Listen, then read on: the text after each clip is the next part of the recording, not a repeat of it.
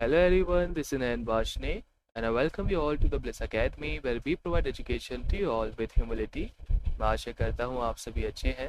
ये Indo Islamic culture and general knowledge series का lecture 13 है, जिसके अंदर हम इंडो इस्लामिक कल्चर के थर्ड टॉपिक यानी कि कैलिफेट पीरियड को डिस्कस करेंगे। तो अगर आपने हमारे इस यूट्यूब चैनल को अभी सब्सक्राइब नहीं किया है तो आप इसको सब्सक्राइब कर लीजिए, साथ ही साथ बेल आइकन को प्रेस करिए ताकि आने वाले वीडियोज़ के नोटिफिकेशंस आप तक पहुँच पाएँ।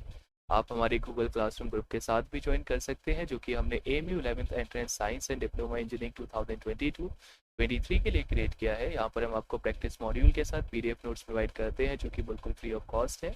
ये आपकी प्रिपरेशन को बेटर बनाने में बेनिफिशियल होंगे। गूगल क्लासरूम ग्रुप से ज्वाइन करने के लिए आप सिंपली प्ले स्टोर या फिर एप्पल स्टोर से गूगल क्लासरूम की ऐप को डाउनलोड कर लीजिए और इंस्टॉल करने के बाद जब क्लास कोड का सेक्शन आएगा तो आप उसमें इस कोड को टाइप कर दीजिएगा तो आप हमारे ग्रुप के साथ ज्वाइन कर जाएंगे, या फिर सिंपली डिस्क्रिप्शन में मौजूद लिंक पर क्लिक कर भी आप हमारे इस ग्रुप के साथ ज्वाइन कर सकते हैं। तो चलिए अब शुरू करते हैं। तो इंडो इस्लामिक कल्चर सिलेबस के अंदर जो थर्ड टॉपिक है वो है खिलाफत पीरियड यानी कि खुलेफे राशिदीन। लास्ट लेक्चर के अंदर हमने डिस्कस किया था कि किस तरीके से प्रॉफिट हजरत मोहम्मद की डेथ हुई। तो जब इनकी डेथ हो गई तो जितने भी मुस्लिम्स थे उस टाइम पे वर्ल्ड में, उनसे रिलेटेड जो मैटर्स थे उनसे डिसीजन लेने के लिए कुछ लोगों को चुनना था। तो उन्हीं लोगों को कैलिफ्स कहते हैं। तो जैसे कि यहाँ पर लिख रहा है, after the death of prophet हजरत मोहम्मद सल्लल्लाहु अलैहि वसल्लम the responsibility to control the Muslim world came over the सहाबास। सहाबा लास्ट लेक्चर्स के अंदर हमने डिस्कस किया था। सहाबा ऐसे लोगों को कहते थे, यानी कि ऐसे लोग जिन्होंने प्रॉफिट हजरत मोहम्मद सल्लल्लाहु अलैहि वसल्लम के रहते हुए इस्लाम को कबूल किया हो, यानी कि जो हजरत मोहम्मद सल्लल्लाहु अलैहि वसल्लम के कंपेनियंस थे उनको सहाबा कहते थे।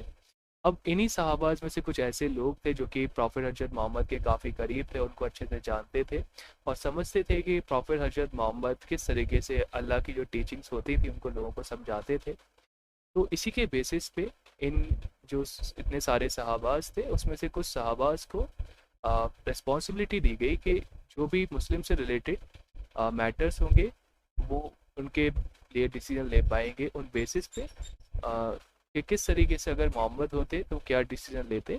तो इसीलिए कुछ सहाबाज में से कुछ लोगों को चुन लिया गया जो कि मुस्लिम से रिलेटेड मैटर्स पे डिसीजन लिया करेंगे। तो इन्हीं लोगों को फिर आगे चल के कैलिफ्स कहा गया, यानी कि खलीफा कहा गया।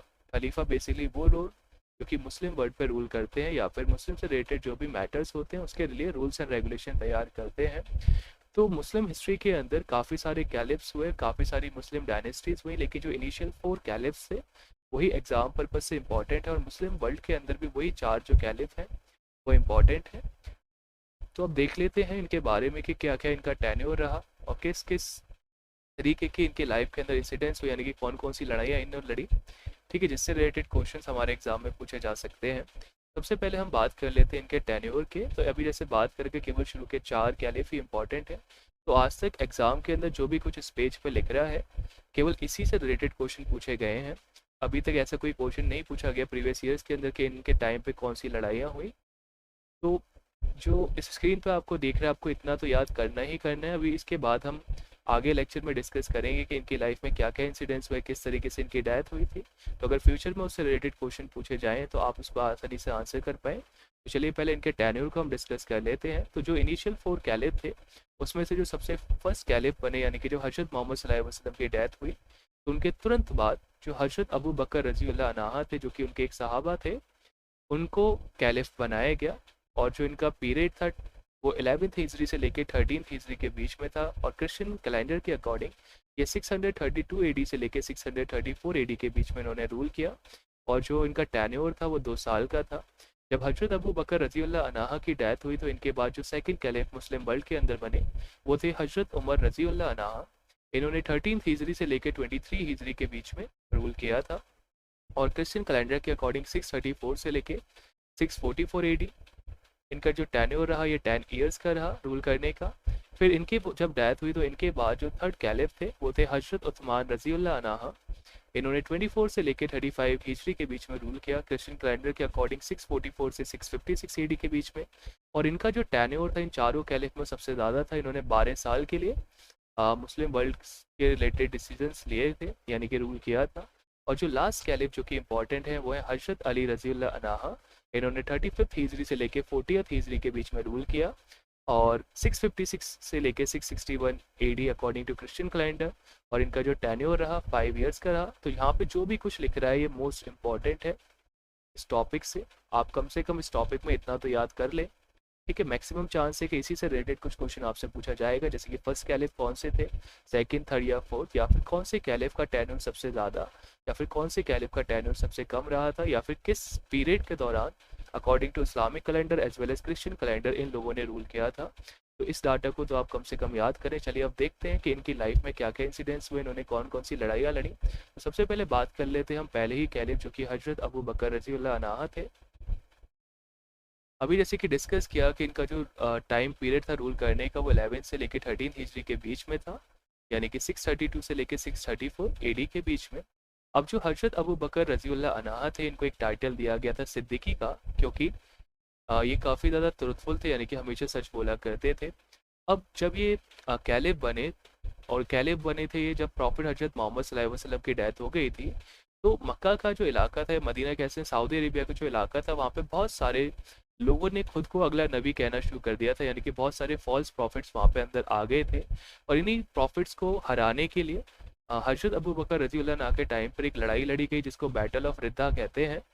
इन्हीं के दौरान, यानी कि इन्हीं का जो टेन्योर था, इस दौरान जो कुरान थी उसको कंपाइल किया गया under a committee which was headed by Zaid bin Sabit. यानी कि जब हजरत मोहम्मद सल्लल्लाहु अलैहि वसल्लम की डेथ हुई तो अब ये बहुत ज़रूरी था कि जो जो बातें अल्लाह ने उनको बताई उस कुरान की जो different different chapters different different जगह पे लिखे हुए थे उनको एक बुक की फॉर्म में कंपाइल कर दिया जाए ताकि उसमें कोई ऑल्ट्रेशन ना हो। तो इसी काम के लिए उन्होंने कमेटी क्रिएट करी थी जिसको हेड किया था ज़ैद बिन साबित ने। अब जैसे कि अभी हमने डिस्कस किया कि इनके टाइम में कई सारे फॉल्स प्रॉफिट पैदा हो गए थे, ठीक है। तो उसमें से कई सारे नाम यहाँ पे आपको जैसे दिख रहे हैं, persons who claim themself as a prophet after prophet हजरत मोहम्मद सल्लल्लाहु अलैहि वसल्लम। तो इसमें से जो पहले पर्सन थे वो थे असमत अंसी। ये अंसी ट्राइब के लीडर थे, इनने भी खुद को अगला प्रॉफिट घोषित कर दिया था। लेकिन आपने पढ़ा ही था कि कुरान के अंदर कहा गया है एज वेल एज बाइबल के अंदर भी कहा गया था कि जो आखिरी नबी होंगे वो हजरत मोहम्मद सल्लल्लाहु अलैहि वसल्लम के रूप में होंगे। तो जो लोग मुस्लिम थे उनको तो पक्का यकीन था कि इसके बाद कोई और नबी नहीं आने वाला है, लेकिन कुछ लोगों ने खुद को क्लेम करना शुरू कर दिया। उसी में से 4 नाम आपको यहाँ पे देख रहे हैं। ऐसे ही दूसरा जो पर्सन था उसका नाम था मुसलमिया। ये बानू हनीफा ट्राइब से थे जो कि सेंट्रल अरबिया की एक ट्राइब थी। ऐसे एक और पर्सन थे तुलाया करके, ये बानू असद ट्राइब से थे जो कि नॉर्थन अरेबिया में थी। और एक पर्सन थे सजा करके, ये क्रिश्चियन वोमेन थी जिन्होंने खुद को प्रॉफिटेस घोषित कर दिया था, यानी कि एक नबी घोषित किया था। तो ये 4 पर्सन से इससे रिलेटेड हो सकता है कि क्वेश्चन आपसे पूछ लिया जाए, तो आप अगर इसको याद कर सकें तो याद करिएगा, नहीं तो कम से कम जैसे अभी हमने पीछे डिस्कस किया था उतना तो आपको इस टॉपिक के अंदर याद करना ही है ताकि आप आंसर कर पाए। He is also known as सैनी उस्नैन, यानी कि जो हजरत अबू बकर रज़ियल्लाहु अन्हु थे इनको एक और नाम से जाना जाता था सानी उस्नैन, क्योंकि ये हूबहू प्रॉफिट हजरत मोहम्मद सल्लल्लाहु अलैहि वसल्लम के जैसे ही लगते थे।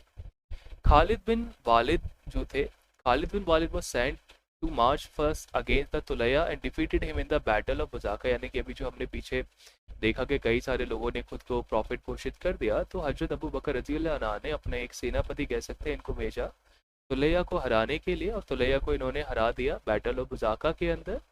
फिर इसके बाद बैटल ऑफ यमामा हुआ जो कि इनके पीरियड के दौरान फॉट किया गया, जिसमें more than 1300 Hafiz got martyr in the battle.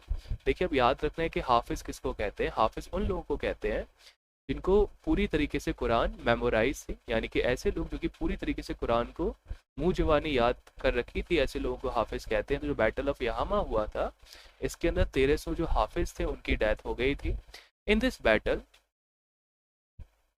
Firstly हजरत Abu Bakr sent to the Ikrima and Shurabil against the false prophet Muslimlia, but they fell. Then Khalid bin Walid was sent immediately, who bravely fought against him at the Yamama and defeated him in the 1633 AD। यानी कि initially Abu बकर ने क्या किया था, शुराबिल और मुसलमिया इक्रीना और शुराबिल को भेजा था मुसलमिया के खिलाफ, लेकिन उसने इनके कई सारे लोगों को मार दिया। तो फिर इसकी जो लीडरशिप थी वो खालिद बिन वालिद को दी गई, जिन्होंने अच्छी तरीके से इसको लीडरशिप दी और फाइनली जो बैटल था यमामा का उसको जीत लिया 633 एडी के अंदर। इसके अलावा Hormuz commander of the Persian accepted the challenges of हजरत Abu Bakr. Thereafter, the first battle between the Muslims and the Persian took place at the Hafid, is known as in the history of the Battle of Chains. ठीक है, यानी कि जो हुरमुज commander था Persia का, उसने हजरत Abu बकर रजी अल्लाह के चैलेंज को एक्सेप्ट कर लिया था, क्योंकि देखिए मुस्लिम वर्ल्ड भी एक्सपेंड करना चाह रहा था कि इस्लाम ज़्यादा से ज़्यादा आगे पहुँचे। कोई भी लोग नहीं चाहेंगे कि उनके यहाँ पे टेरिटरी में कोई ऐसे पर्सन आ जाए, तो यहाँ पे एक बैटल हुआ बेसिकली इनके बीच में। और तो ये पहला बैटल था जिसको बैटल ऑफ चेन्स कहते हैं, जो कि मुस्लिम्स और पर्शियन लोगों के बीच में हुआ था, जिसको बैटल ऑफ चेन्स कहेंगे। इसके बाद another battle was fought by Khalid bin Walid, यानी कि खालिद बिन वालिद आप देख रहे हैं इन्होंने कई सारे बैटल जीते, तो एक और बैटल इन्होंने लड़ा था जिसको बैटल ऑफ अजद नदान कहते हैं। लेकिन इसके बाद जो हजरत अबू बकर रजी अल्लाह अन्हा थे, उनके 635 एडी के अंदर डेथ हो गई, और इस टाइम पे ये 63 ईयर्स के थे। इसके बाद जो अगले कैलिफ बने वो थे हजरत उमर रजी अल्लाह अन्हा, ये 13 हिजरी से लेकर 23 हिजरी के बीच में बने थे, यानी कि 634 से लेकर 644 एडी इनका जो टेन्योर रहा वो 10 ईयर्स का रहा। जैसे कि अभी पीछे आपने देखा कि हजरत अबू बकर रजी अल्लाह अन्हा को सिद्दीकी का टाइटल दिया गया था, तो वैसे ही हजरत उमर रजी अल्लाह अन्हा को फारूक का टाइटल दिया गया था। Maximum and powerful provinces for Islam were annexed during his period, such as Iran, Syria, and Egypt, etc. यानी कि जो हजरत उमर रजी अल्लाह अन्हा थे, इनके टाइम में कई सारी जो रीजन्स कह सकते हैं, यानी कि इलाके थे, उनको मुस्लिम वर्ल्ड के अंदर शामिल किया गया, जिसमें से ईरान, सीरिया और इजिप्ट भी शामिल थे। हजरत Umar fought against the Yazdegerd, जो कि पर्शिया का राजा था, in a battle known as battle of Qadisiya. अभी आपने देखा कि पीछे पिछला बैटल हुआ पर्शियंस और मुस्लिम्स के बीच में हजरत अबू बकर के टाइम पे। तो उसके बाद जब हजरत उमर रजी अल्लाह अन्हा अगले कैलिफ बने, तो यहाँ पर जो राजा था पर्शिया का याजदी गार्ड करके, इसके साथ इनका एक बैटल हुआ जिसको बैटल ऑफ कदीसिया कहते हैं।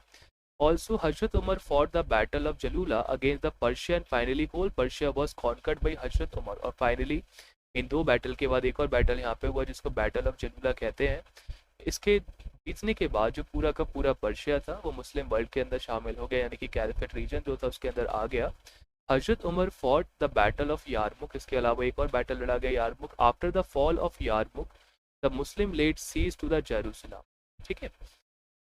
और जब फाइनली जो यारमुक वाला था उसको भी इन्होंने जीत लिया, तो जो जेरूसलम वाला इलाका था, ठीक है, यहाँ पे मेनली क्रिश्चियनिटी आगे प्रमोट हो रही थी, उस वाले पार्ट को भी इन्हें क्या कर लिया, अपने अंदर शामिल कर लिया। हजरत Umar conquered the Jazeera in 638 AD and the whole of the Syria was conquered by the Muslims in the period of हजरत उमर रजीउल्लाह अन्हा। तो यहाँ पे यही लिख रहा है कि जो हजरत उमर थे, इन्होंने जजीरिया का जो इलाका था उसको 1638 के अंदर कॉन्कर कर लिया, जिसकी वजह से जो पूरा का पूरा सीरिया था, यानी कि जो मुल्क शाम था, उसको मुस्लिम वर्ल्ड के अंदर हजरत उमर रज़ी अल्लाह की लीडरशिप के अंदर खलीफत के अंदर इस्लामिक वर्ल्ड के अंदर शामिल कर लिया गया। अब इनके टाइम पे जो हजरत उमर रज़ी अल्लाह थे, इनके दो ही बड़े कमांडर थे। एक तो अभी आप पीछे से देखते आ रहे हैं खालिद बिन वालिद, जो कि हजरत अबू बकर के टाइम पे भी थे, और एक और यहाँ पे कमांडर थे अमरा बिन अल अनस। इनने ही बैतुल माल को इस्टेब्लिश किया था। साथ ही साथ इन्होंने जजिया वाला टैक्स यानी कि पोल टैक्स इंट्रोड्यूस कर दिया था नॉन मुस्लिम्स के ऊपर। इन्होंने जो हिजरी कैलेंडर था उसको ऑथोराइज किया था। He was killed by a slave, लेकिन इनकी जो डेथ हुई एक स्लेव के द्वारा हुई जिसका नाम था अबू लुलुलु फिरोज। और जो खिलाफत पीरियड का इनका टाइम था वो 10 साल 6 महीने और 5 दिन का रहा। इसके बाद जो अगले खलीफे बने, यानी कि जो थर्ड कैलिफेट बने इस्लामिक वर्ल्ड के अंदर, उनका नाम था हजरत उस्मान रज़ियल्लाहु अन्हु, जो कि 24 से लेकर 34 हिजरी के बीच में रहे, और जो क्रिश्चियन कैलेंडर के अकॉर्डिंग 644 से 656 एडी के बीच में। इन्हीं का जो टेन्योर था वो सबसे ज़्यादा था, 12 साल का। इनको भी एक टाइटल दिया गया था जिसका कहते थे जुन नुरैन और गानी। इस मेन कमांडर वॉज हजरत अमीर मुवैया, जो कि गवर्नर थे सीरिया के, यानी कि भी सीरिया पूरा इस्लामिक वर्ल्ड के अंदर शामिल हो गया था, तो उसके जो गवर्नर थे हजरत अमीर मुवैया, वो इनके मेन कमांडर थे। Territories also expanded during his reign to Afghanistan, Turkistan, Khurasan were annex during his period. Armenia, Azerbaijan and Asia Minor was added to the empire of Islam, यानी कि आपको जो साउथ ऑफ एशिया दिखता है, यहाँ तक Saudi Arabia से जो इस्लामिक वर्ल्ड था वो साउथ ऑफ एशिया तक पहुंच चुका था। It was in the reign of हजरत Usman that the first naval conquest of Islam began and the island of Cyprus was conquered by the Muslim ships। यानी कि पहली बार, यानी कि जो लड़ाई अभी तक ज़मीन पे हो रही थी हजरत उस्मान रज़ियल्लाहु अन्हु के टाइम पे पहली बार एक समुद्री लड़ाई लड़ी गई और फाइनली इन्होंने जो सिप्रस का आइसलैंड था उसको अपने कंट्रोल में ले लिया। Alexandria was recaptured from the Romans and the power of Caesar was finally crush, यानी कि जो अलेक्जेंड्रिया वाला इलाका था वहाँ पे इन्होंने रोमन से दोबारा जीत लिया और जो सिजार निकोलस थे उनको जो पावर थी उसको फाइनली वहाँ पे क्रश कर दिया और वो भी इस्लामिक वर्ल्ड के अंदर शामिल हो गए फिर। All the above shows that the power of Islam was at the zenith of its glory during the reign of Uthman रज़ियल्लाहु अन्हु, यानी कि हम ये कह सकते हैं कि जो इनिशियली तो कैलिफ्स रहे उनके टाइम में इस्लामिक वर्ल्ड इतना अच्छा ग्रो नहीं कर पाया, लेकिन जो हजरत उस्मान रज़ियल्लाहु अन्हु थे इनके टाइम में सबसे ज़्यादा एरिया और कह सकते हैं सबसे ज़्यादा पावर इस्लामिक वर्ल्ड की रही। इसीलिए अगर पूछा जाए कि किस कैलिफ के दौरान जो इस्लामिक वर्ल्ड था वो अपनी जैनिथ यानी कि नई हाइट्स पे पहुंचा था, तो हजरत उस्मान रज़ियल्लाहु अन्हु यानी कि जो आपके थर्ड कैलिफ थे उनके टाइम पे हुआ। लेकिन इनकी जो डेथ थी एक अननोन पर्सन ने इनको मार दिया था। हिज वाइफ हजरत Naila while trying to save her husband lost her fingers, यानी कि एक पर्सन था जिसने उन पर अटैक किया और इनकी जो वाइफ थी उन्होंने इनको बचाना चाहा, लेकिन उनका शायद जिससे वो चाकू वगैरह लाए थे उससे इनकी उंगलियां कट गई और इनकी जो एसिनेशन था यानी कि इनकी जो मृत्यु थी वो 13 जून 656 एडी को हुई थी। इसके बाद जो अगले कैलिफ और जो लास्ट कैलिफ बने 4 इंपॉर्टेंट कैलिफ्स के अंदर से वो थे हजरत अली रज़ियल्लाहु अन्हु, जो कि 35 से लेके 40 हिजरी के बीच में इनका रूल रहा और क्रिश्चियन कैलेंडर के अकॉर्डिंग 652 से लेके 661 एडी यानी कि लगभग 5 साल। इनको भी टाइटल्स कुछ दिए गए थे जैसे कि असदुल्ला था, हैदर था और मुर्तज़ा था। He was also known as शेर ए खुदा यानी कि the lion of God. In the presentation of हदीथ he had a unique position, यानी कि जो हदीस अभी हम वो टॉपिक पढ़ेंगे आगे उसकी जो प्रेजेंटेशन थी किस तरीके से उसको लिखना है प्रॉपर वे के अंदर, वहाँ पे इन्होंने एक इंपॉर्टेंट रोल प्ले किया। That is why he was called the get knowledge, इसीलिए इनको नॉलेज का दरवाज़ा कहते हैं क्योंकि हदीस के अंदर बहुत सारे इंसिडेंट्स आपको पढ़ने को मिलते हैं प्रॉफिट के बारे में कि डिफरेंट चीज़ों पे उन्होंने किस तरीके से डिसीजन लिया। तो इसका जो ये काम था जिसमें उन्होंने हदीस को एक प्रॉपर सिक्वेंस के अंदर लिखवाया, उस वजह से इनको एक टाइटल मिला गेट ऑफ नॉलेज, क्योंकि उसको पढ़ के जो रूल्स एंड रेगुलेशंस होते हैं वो नई टाइम के अंदर बनाने में मदद मिलती है। उसको आगे टॉपिक में और अच्छे से डिस्कस करेंगे। हजरत अली रज़ियल्लाहु अन्हु shifted the capital eight Kufa, इनके टाइम पे जो कैपिटल थी उसको कूफा शिफ्ट कर दिया गया था। हजरत Muawiya was the governor of Syria refuse to obey the order of हजरत अली, तो dispute grew up between the हजरत अली रज़ियल्लाहु अन्हु हजरत मुवैया। अभी आपने देखा सीरिया के जो गवर्नर थे जो कि हजरत उस्मान के मेन गवर्नर में से लीडर में से एक थे, और जब हजरत अली रज़ियल्लाहु अन्हु के पास कैलिफेट आई तो इन्होंने इनकी बात को मानने से मना कर दिया, जिसकी वजह से हजरत मुवैया और हजरत अली रज़ियल्लाहु अन्हु के बीच में एक झगड़ा सा हो गया। हजरत अली रज़ियल्लाहु अन्हु was opposed by an allied group of हजरत ताला, हजरत जुबैर एंड हजरत आमिर मुवैया। यहाँ पे भला ही गुट बन चुका था जो कि ये नहीं चाहता था कि हजरत अली रज़ियल्लाहु अन्हु कैलिफ की गद्दी पर बैठे, तो इनको साइडलाइन करने के लिए साजिशें रची जा रही थी। तो इससे क्या हुआ कि पहला सिविल वॉर हुआ। First civil war was fought in the Islamic history during the period known as the battle of Jamal. ठीक है, यानी कि यहाँ पे एक लड़ाई हुई बैटल ऑफ जमाल में, जहाँ पे सिविल वॉर यानी कि आम लोगों के बीच में लड़ाई हो गई इस टॉपिक को लेके कि हजरत अली रज़ियल्लाहु अन्हु कैलिफ होने चाहिए या नहीं होने चाहिए। It was fought between the supporters of हजरत अली रज़ियल्लाहु अन्हु one side and other side जो थे हजरत आयशा थी और उनके अलाइज थे। In 657 AD, again Hazrat Radiallahu anha fought against the Hazrat Amir Muwayya in the Battle of Siffin. The duration of his khilafat was around 5 years. In January 661, Hazrat Ali Radiallahu anha was on his way to the mosque for the morning prayer. Abdur Rahman ibn Muslim struck his on the forehead with a sword and his succumbed to his fatal wound on the 17th of Ramzan. यानी कि जब एक दिन 661 AD के दौरान ये एक सुबह प्रेयर के लिए जा रहे थे तो यहाँ पर अब्दुल रहमान इब्न मुल्ज़म ने इनके सिर पर तलवार दे मारी जिससे गहरा घाव हो गया और फाइनली 17th ऑफ रमज़ान को इनकी डेथ हो गई। ऑन द डिमाइस ऑफ हजरत रज़ियल्लाहु अन्हु the eldest son Hasan was elected as the caliphate. ठीक है, और जब इनकी डेथ हुई तो इनके जो बड़े बेटे थे हसन उनको अगला कैलिफेट बना दिया गया। अब जब हजरत अली रज़ियल्लाहु अन्हु की डेथ हो गई तो उनके बाद ये कैलिफेट का सिलसिला ऐसे ही चलता रहा। तो उनके बाद जो कैलिफेट पीरियड आता है उसको उमैयद कैलिफेट पीरियड कहते हैं। अब ये हम समझ लेते हैं कि उमैयद कैलिफेट्स कौन थे या फिर उमैयद कौन थे। तो हमने पढ़ा कि हजरत मोहम्मद सल्लल्लाहु अलैहि वसल्लम के टाइम पे एक पर्सन थे हजरत अबू सुफियान, जिन्होंने फतेह मक्का के दौरान इस्लाम कबूल लिया था 8th ऑफ हिजरी के अंदर, जिन्होंने गजवा उदर और गजवा खंदक के टाइम पे हजरत मोहम्मद सल्लल्लाहु अलैहि वसल्लम के खिलाफ लड़ाई लड़ी थी। तो अबू सुफियान के ही बेटे थे अमीर मौलविया, जो कि अभी आपने देखा कि वो गवर्नर थे सीरिया के और हजरत अली के खिलाफ थे। तो इन्हीं की जो औलादें थी उनको उमैयद कहते हैं। तो हजरत अली के बाद इन्हीं की जो औलादें थी वो अगले कैलिफ्स बने।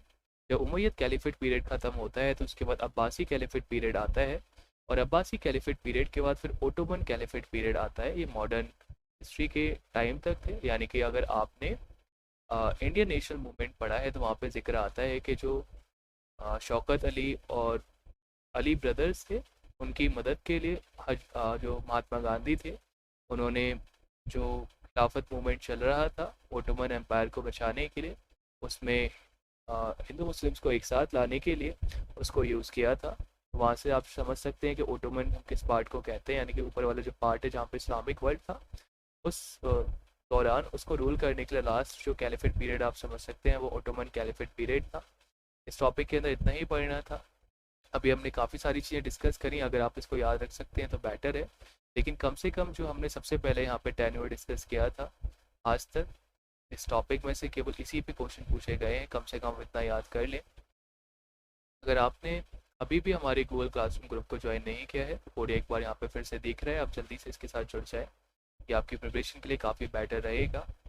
अगर आप चाहें तो आप हमारी इस कम्युनिटी को और भी ज़्यादा स्ट्रॉन्ग कर सकते हैं इस गिवन क्यूआर कोड पे कंट्रीब्यूट करके। ये मैंडेटरी नहीं है, आपके बिल पे डिपेंड करता है। अगर आपको वीडियो पसंद आई हो तो आप वीडियो को लाइक कर दीजिए, अपने फ्रेंड्स के साथ शेयर करिए और कमेंट करके हमको बताइए कि आपको वीडियो कैसी लगी, या फिर अगर आपके कोई डाउट्स हैं तो आप हमारे साथ कमेंट बॉक्स के अंदर शेयर कर सकते हैं। वीडियो को यहाँ तक देखने के लिए आपका बहुत बहुत थैंक यू। चलिए मिलते हैं फिर एक नई वीडियो के अंदर, तब तक के लिए गुड बाय।